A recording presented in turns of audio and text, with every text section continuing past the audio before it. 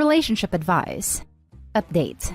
My 27 female boyfriend, 28 male, is obsessed with my ex, 27 male. Original story. We've been together for 2 years, and before this, I would say our relationship was very close to perfect.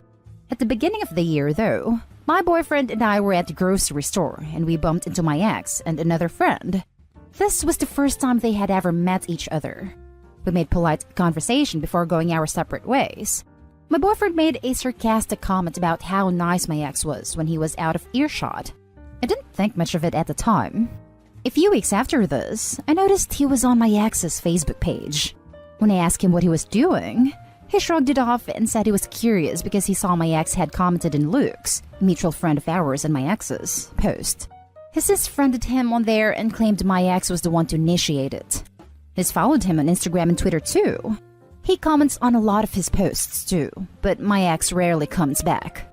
He also somehow got Luke to invite him to my ex and his friends' weekly virtual hangouts.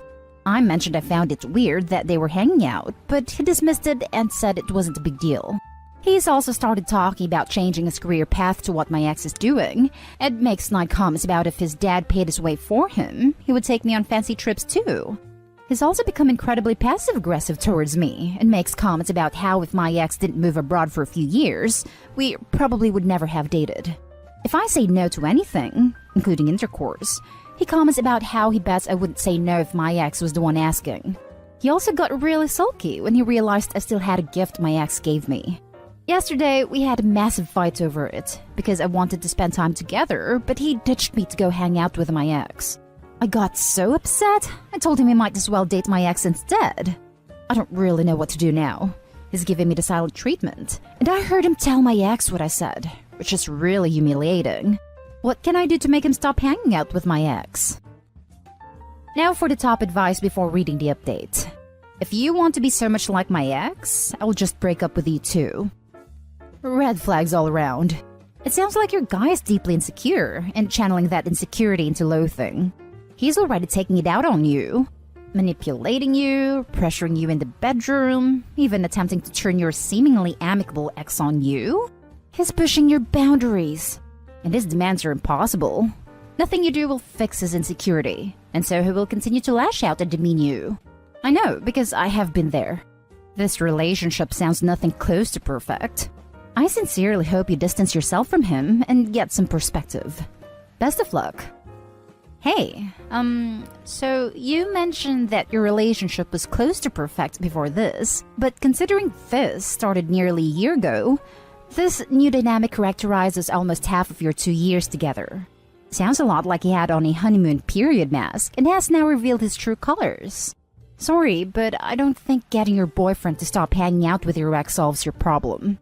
Your current boyfriend has serious issues and is demonstrating a willingness to try to build himself up by tearing you down. He also is apparently pretty manipulative and controlling. So many red flags. He's managed to make you rethink ever saying no to him because you're trying to avoid a manufactured fight in which he compares himself to your ex. He sulks to get his way. He guilts you to get his way by saying you probably wouldn't say no to your ex. Passive-aggressive, etc. It appears he's testing your boundaries to figure out what emotional manipulation he can apply to get his way. He's punishing you by weaponizing things you say while discussing your relationship with him and telling them to others to shame you and make you less likely to advocate for yourself later. Kind of sounds like he's trying to make you jealous to prove you love him more, possibly stemming from insecurity, but could be more malintentioned than that. Constant testing of affection is not a great strategy for longevity. He's insincere. The two-faced thing he has going on with snide comments about how nice your ex was, and making fun of the opportunities/connections your ex had in his career at the same time as he's trying to build a relationship with him to leverage his career connections, is definitely going to catch up with him. The way you describe it, it's deeply creepy how he manipulated his way into your ex's friend circle. I'm sure you want back the boyfriend you thought you had prior to this revelation, but he probably doesn't exist. This is who you're dating. Even if you get him to stop hanging out with your ex, he's demonstrated how he interacts in relationships once he's made it to the comfort level. He will use what he learned through this period to get you to think it's too much of an inconvenience to stick up for yourself in other ways. Please don't buy into the sunk cost fallacy. You've got too much of your life still ahead of you for that. Don't take my word for it, though. I highly recommend you read Lundy Bancroft's Why Does He Do That? I think you'll recognize your boyfriend. And now for the update. After my last post, I tried to take the advice into comments and suggested couples counseling. And I asked my boyfriend to cut off my ex, but he got angry at me again. He claimed I was the one who needed therapy because I had jealousy issues, and that my ex was one of his good buddies and I couldn't dictate who he was friends with. Then a week later, he had another hangout with my ex and his friends, where he proceeded to very loudly tell them how I was so insecure and I was trying to tell him who he could speak to. My ex and Luke had to tell him to stop, which he didn't like at all. I should have just broken up with him at this point, but I was stupid and still clinging to the hope of my boyfriend going back to how he was. After this happened, my boyfriend was constantly making jabs at my ex and Luke, but then he would still contact them and pretend to be friends with them. Then, he became super interested in what my intimate life was like with my ex. He was constantly asking me who was better between the two of them, and he would ask me if I had done this or that with my ex. I kept telling him I didn't want to talk about it and to stop asking me. I then found out from my ex and Luke that he had been asking my ex directly the same questions, and that he had been bragging about our intimate life to his friends. My ex said he was telling me because my boyfriend made a comment about loaning me to my ex, if he ever felt like recreating old times. That was the final straw for me, and I broke up with him and moved out.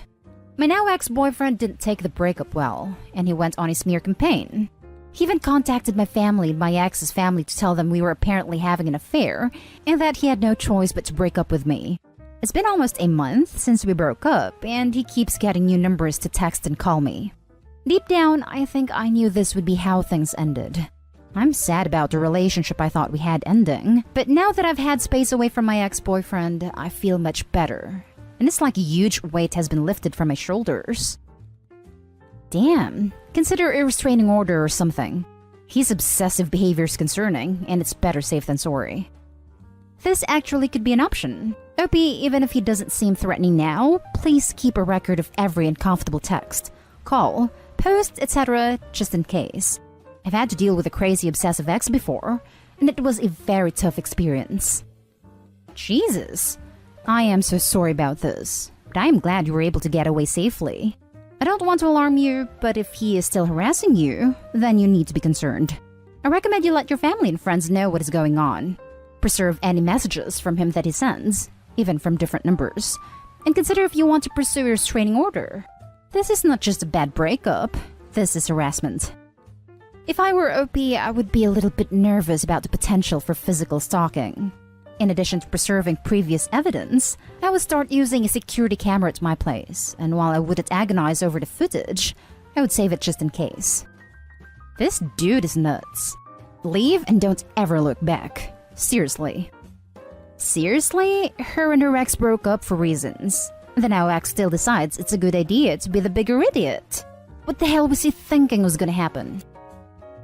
Now for the next story. Wild update. Guilt. Thinking of ending my 29 female, 10-year marriage to my husband, 32 male. Original story. I feel like a bad partner for even doing this here, but here we go. I have been with my husband for 10 years. Got married because he was in the army and I was trying to escape my life. We both come from very different backgrounds. He is white, from a conservative family, grew up poor. I'm black, grew up rich, from a liberal/educated family. It was very much a poor little rich girl running away with the boy from the wrong side of the tracks. I'm not the easiest person to live with. I am very career-driven and my job is my life.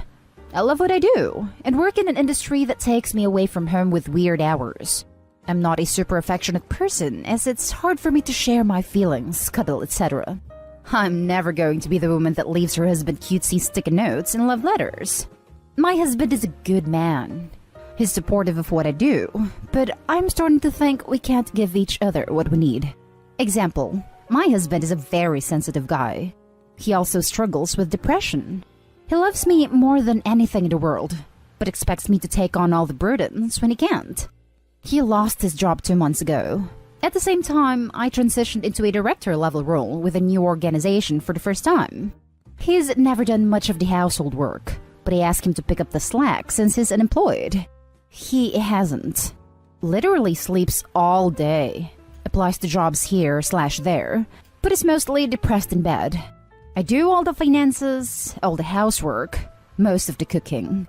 I told him last night that I feel like I take care of him, but he doesn't take care of me/himself.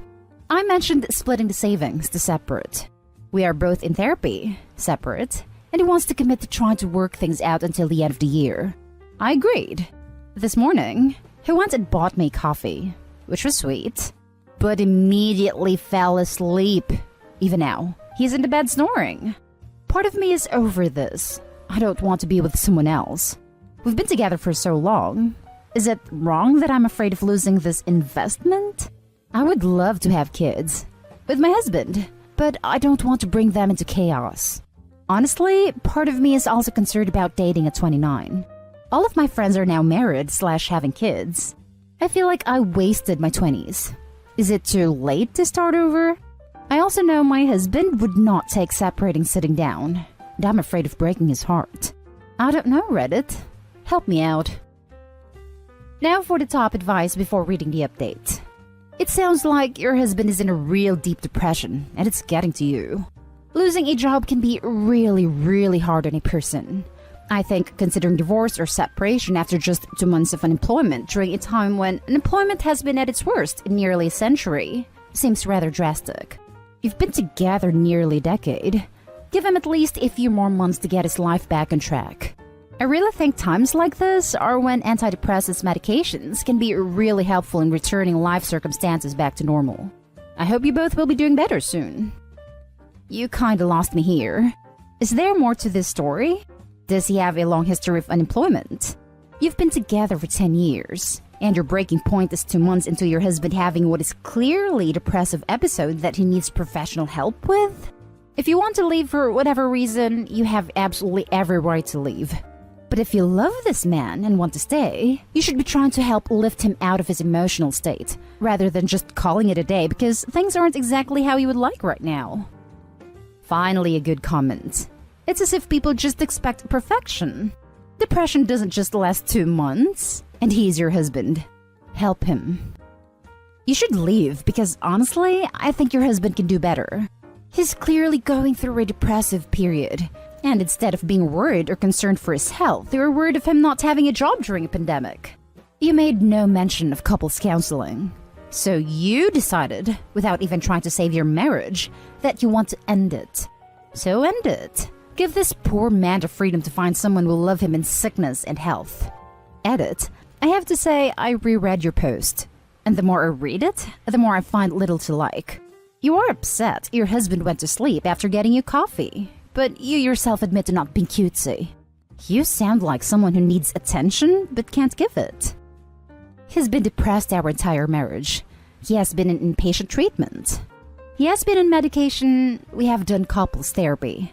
I gave him 2 whole years once he got out of the military to readjust. I just took a job trying to work on police reform with a bunch of cops.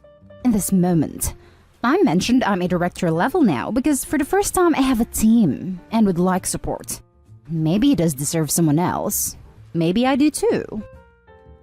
And now for the update. I posted 5 months ago about ending my 10-year marriage to my underemployed and depressed ex.